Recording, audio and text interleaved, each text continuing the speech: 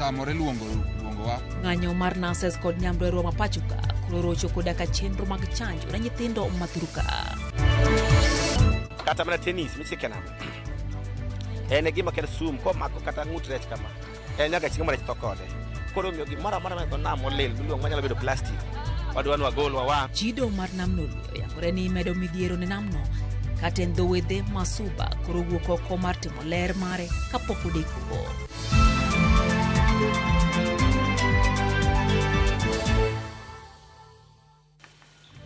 Machiegni nyakoromba juang jaloko en Wilson Ochuka, nyinga Lydia Okeyo. Jod bura mamokrueni John Kagushia deninde odang'ech otinone kamogeng'ne kod obila e tesend obila makamukunji bang' meko mare kawuono. Jod burano yangore ni pod ogeng'ne ka doho bende nosichiwo chik mondo mi we thuolo kaponi ochulo rambun mar siling 100,000. Agushia omaki kitude gi ketho mar wacho weche mag buogo jogo ombulu e kinde twak mare gwenge mag Kieni mayango ni nyocha wacho ni ok bi yiene ng'ata ng'ata goyo ombulu na jatend piny Kenya William Ruto. Gikone to weche manyo wacho romo mar siasa ngeso mokadho ne okelo jemo na jaod bura mamokrueni John Kabushia kendo kete lweto bila mano wuok mager kamanye utino manyoro bang' yore twak wang' jowi ma Inoro TV.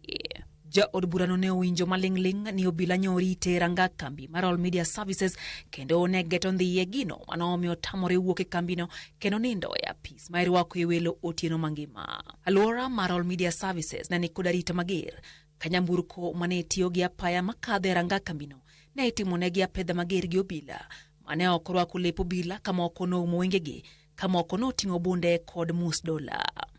Kagushia ne olero ni nochich ni ne manye kalore gi weche manowacho chieng' ngese romo mar siasa kowacho ni moko kuom wechego noloki kabine nowacho ni en ting' maduol mar ango achiel mar oganda NCIC mondo mi or ne oboke manyiso ni ne owacho weche manyaya thuye to mano ne pok otimore.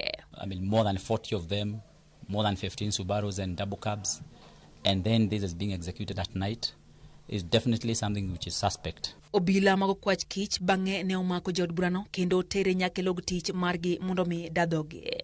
Bang'e ne ochwale nyake tesend obila makamukunji. Kai thulono jofwambo ne obedo gi kinde matek mar mako picha mage ni mar ne oriembgi kod apisas mago kwach kich. We have seen serious political intimidation.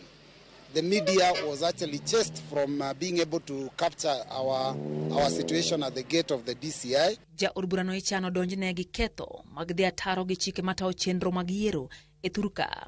Ka okalo kuom mano ma obila yango ni obogo jogo ombulu mar chuno gi timo tim ma ok oluwore gi dwachgi. Na kama kuna chochote, kwa nini utumane Subaru kama 20 usiku kuja akiwa pale Royal Media Station wakati anaenda kutoka nakuta askari wamejaa kumkamata? The DCI has decided that police stations are no longer lawful custody. They are places of people being held incommunicado. We are back to where Moi was. Na hivyo vile Subaru zimemwendea Kagusha, hata ziende pia kule kwa Ministry of Health.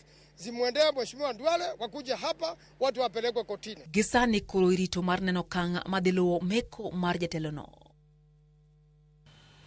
Jatendo kwach kich Mohamed Hamin osiemo josiasa negidhi mote badgi koyudgi gi ketho mag